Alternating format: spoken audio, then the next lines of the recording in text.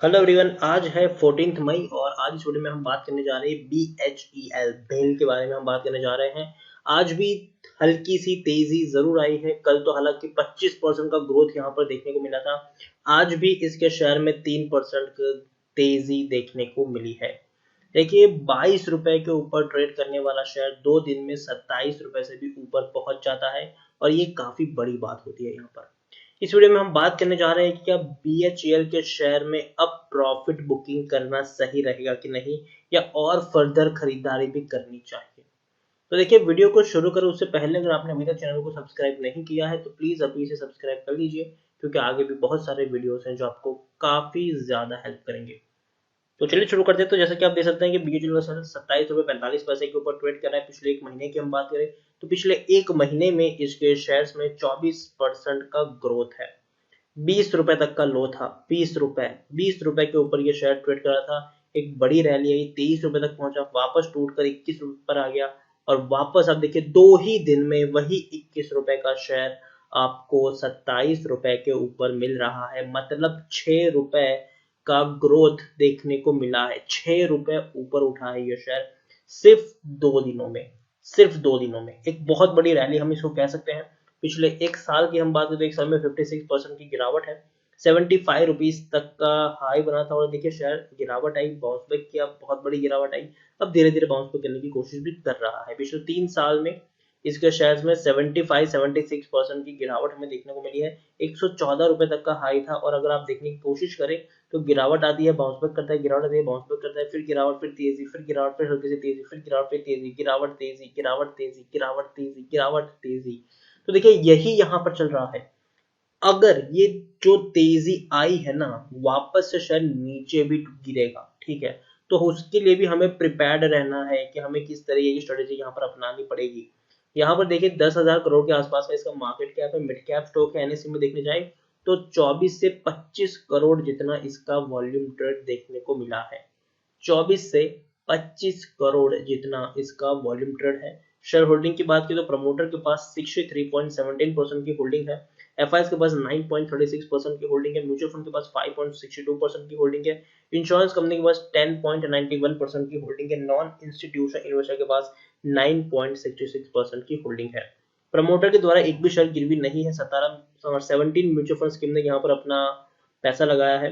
147 FIS यहाँ पर निवेशित है। और देखिए BHEL का जो शेयर है ना भैया, ये सरकारी कंपनी है ये, ठीक है। तो प्रेसिडेंट ऑफ इंडिया जिनके पास सबसे ज्यादा होल्डिंग है, 63.17% की होल्डिंग है। और देखिए जब भी कोई सरकारी कंपनी होती है और बड़ी सरकारी कंपनी होती है उसमें आपको हाईएस्ट पब्लिक शेयर होल्डर में एक कंपनी दिखी जाएगी और वो है LIC। 10.07% की होल्डिंग है इनके पास। इंडिविजुअल इन्वेस्टर होल्डिंग 8% के आसपास की देखने को मिल रही है। डिविडेंड भी पे कर रहा है, छोटी कंपनी है लेकिन डिविडेंड बड़ा पे कर रहा है। 60% का डिविडेंड, मतलब पर शेयर 1 रुपए 20 पैसे आपको मिल रहे हैं। BHEL के बारे में अगर हम यहाँ पर देखें तो टेक्निकल रेटिंग अभी भी इनकी थोड़ी अच्छी दिखाई दे रही है। PE 12.85 है। इंडस्ट्री PE 10.10 है।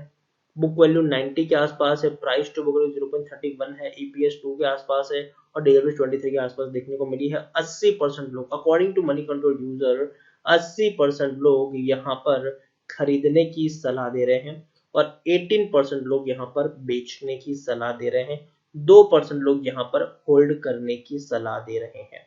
यहाँ पर अगर हम देखें तो कंपनी अच्छा खासा मुनाफा कमा रही है। जून क्वार्टर को अगर छोड़ दे तो बाकी सब क्वार्टर में कंपनी ने बढ़िया प्रॉफिट बुक कमाया भी है। दिसंबर में 160 करोड़ का मुनाफा था। सितंबर में 120 करोड़ के आसपास का मुनाफा था। जून में 216 करोड़ के आसपास लॉस भी हुआ था। लेकिन मार्च में 680 करोड़ का बड़ा मुनाफा इन्होंने कमाया था। और दिसंबर में पिछले साल 2018 की बात करें तो 190 करोड़ तक का प्रॉफिट भी था। तो कंपनी बढ़िया मुनाफा कर रही है। छोटी कंपनी है लेकिन बढ़िया मुनाफा भी कर रही है। क्वार्टरली रिजल्ट इनके कब आएंगे अभी तक इसकी कोई डेट नहीं है, मतलब मार्च के नतीजे कब आएंगे उसके बारे में अभी तक कोई डेट सामने नहीं आई है, लेकिन बहुत जल्दी इसकी डेट सामने भी आ जाएंगी। तो देखिए मुझे ये लगता है कि BHEL का अगर मैं आपको पिछले 3 साल का अगर मैं आपको प्राइस चार्ट दिखाऊं तो आप देख सकते हैं कि थोड़ी सी गिरावट आने के बाद एक रैली आती है और रैली आने के बाद एक गिरावट भी आती है। जिस तरीके से आप यहाँ पर देख सकते हैं कि भैया शेयर था 89 पर, तेजी आई 103 तक पहुंचा, वापस शेयर टूट कर गया 82 रुपीज पर, फिर ऊपर आया 88 89 तक पहुंचा, फिर गिरावट आई 76 तक पहुंचा, फिर तेजी आई 83 तक पहुंचा, फिर गिरावट आई 66, फिर तेजी आई 81। तो देखिए यहाँ पर ये है कि गिरावट जब आती है ना, तो बाद में 5-6 रुपए का शेयर अगर बाउंस बैक कर जाता है तो ये एक ट्रिगर पॉइंट होता है कि भैया अब आपको प्रॉफिट बुकिंग शुरू करनी है। तो मैं ये नहीं कह रहा हूँ कि BHEL यहाँ से टूट ही जाएगा, हो सकता है कि ये अभी यहाँ से 28 से 30 रुपए तक भी पहुंच जाए, लेकिन मैं ये श्योर हूँ कि 30 रुपए के बाद पहुंचने के बाद या 28 रुपए तक पहुंचने के बाद ये शेयर वापस से 25 रुपए पर जरूर जाएगा। ये बात भी यहाँ पर तय है, 25 रुपए तक जरूर जाएगा। अगर 5 रुपए ये ऊपर उठा है तो 3 रुपए नीचे भी जाने की इसके चांसेस है। तो मैं आपको यही कहूंगा कि अगर आप चाहे तो आप आधा प्रॉफिट बुकिंग कर सकते हैं, to be on a safe side. मानिए कि अगर आपने 21 रुपए में खरीदारी की है, आपने 20 रुपए में खरीदारी की है, तो और आपने मान लीजिए कि 1000 शेयर आपके पास है, तो आप 500 शेयर बेचकर थोड़ा सा प्रॉफिट बुकिंग कर सकते हैं। 500 को आप चाहे तो थोड़ा रिस्क जोन में रख सकते हैं, थोड़ा और ऊपर उठ जाए तो वापस आप इसको बेच सकते हैं, अगर नीचे भी आ जाए तो आपका थोड़ा बहुत तो फायदा होगा, क्योंकि भैया आपने थोड़ा सा प्रॉफिट बुकिंग तो कर लिया था। तो इस तरीके से आप चाहे तो प्ले यहाँ पर कर सकते हैं। और मुझे लगता है कि शेयर अभी भी थोड़ा सा दमखम है कि 28-29 रुपए तक जा सकता है, लेकिन फिर भी मैं यही कहूंगा to be on safe side, अगर आपको प्रॉफिट हो चुका है तो आप थोड़ा सा प्रॉफिट बुकिंग कर सकते हैं, क्योंकि अगर आप नहीं करेंगे तो बहुत सारे और भी लोग हैं जो प्रॉफिट बुकिंग करने के लिए लाइन में लगे हैं। आप खुद सोचिए कि जिन्होंने 20 रुपए के आसपास खरीदा है, 21 रुपए के आसपास खरीदा है, अब वो धीरे धीरे क्या करेंगे, अब वो धीरे धीरे बेचना शुरू करेंगे, क्योंकि भैया उनको प्रॉफिट बुक करना है। डेफिनेटली एक बहुत बड़ा प्रॉफिट उनको हो चुका है, सेफ साइड में रहने के लिए बहुत सारे लोग यहाँ पर बिकवाली करने की कोशिश करेंगे। और क्या होता है, जब इतनी सारी क्वांटिटी जब बिकने के लिए सामने आती है तब शेयर पे ऊपर दबाव पड़ता है और शेयर नीचे गिरता भी है। तो मैं यही कहूंगा यहाँ पर कि अगर आप नहीं करोगे तो कोई और करेगा, लेकिन फिर भी डिसीजन आप ही का होना चाहिए। मैं यहाँ पर आपको बिल्कुल भी एंकरेज नहीं कर रहा हूँ कि आप जाकर बेच ही दो। आप अपने रिसर्च करिए, आप देखिए कि किस तरीके का इसका प्राइस चार्ट रहा है, किस तरीके की इसकी प्रीवियस हिस्ट्री रही है, कि भैया थोड़ा सा अगर ऊपर जाता है तो बाद में उतना नीचे भी ये लाके पटक देता है। तो अगेन जो सबसे बड़ी दिक्कत हमारे सामने है कोरोना की, कोविड-19 की जो दिक्कत है, उससे अगर हम एक बेटर पोजीशन की अगर हम बात करें तो जरूर जो हमारे फाइनेंस मिनिस्टर है निर्मला सीतारमन जी, उन्होंने अनाउंसमेंट की है कि पावर सेक्टर को वो 90,000 करोड़ रुपए का राहत पैकेज अनाउंस किया है, और उसकी वजह से शेयर में तेजी आई है। ठीक है, लेकिन कब तक कब तक ये तेजी रहेगी? 3 दिन बाद 4 दिन बाद इसमें गिरावट आनी ही आनी है, क्योंकि ये फंडामेंटली उतना ज्यादा स्ट्रांग नहीं है। इसकी प्रीवियस आप हिस्ट्री पूरी की पूरी देख सकते हैं, उतना ज्यादा ये दमखम नहीं है कि भैया ये ऐसे ऊपर जाता जाए। ये वही शेयर है जो ऊपर जाएगा नीचे आएगा, ऊपर जाएगा नीचे आएगा, ऊपर जाएगा और नीचे आएगा, और पूरे साल बाद आपको नीचे ही देखने को मिलेगा।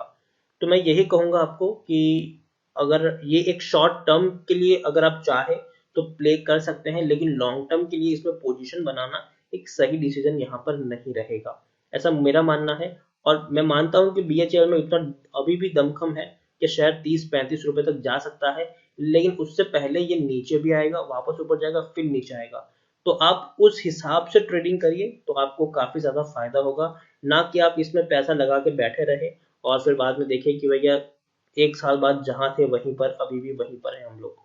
तो वो वाली सिचुएशन यहाँ पर नहीं होनी चाहिए। प्रॉफिट हो रहा है तो फायदा आपको भी उठाना चाहिए, ऐसा मेरा मानना है। बाकी मर्जी आपकी है। तो इसी के साथ वीडियो को एंड करूंगा। अगर आपको वीडियो पसंद आया हो तो प्लीज इसे लाइक करें, शेयर करें, चैनल पर पहली बार आया तो प्लीज सब्सक्राइब करें, और BHEL के बारे में आपका क्या कहना है वो भी आप मुझे कमेंट में लिखकर बता सकते हैं। और अगेन मैं कह रहा हूँ शॉर्ट टर्म की एक रैली यहाँ पर जरूर आएगी, और उसका आप चाहे तो फायदा उठा सकते हैं, लेकिन खरीदारी भी करें। अगर इस लेवल के बाद अगर आप खरीदारी कर रहे हो, 27 के लेवल के बाद अगर आप खरीदारी कर रहे हो, तो थोड़ा सा संभल के खरीदारी करें। एक साथ सारे के सारे शेयर्स खरीदने की गलती बिल्कुल भी ना करें, क्योंकि अब यहाँ से थोड़ा रिस्की जोन मुझे लगता है कि है।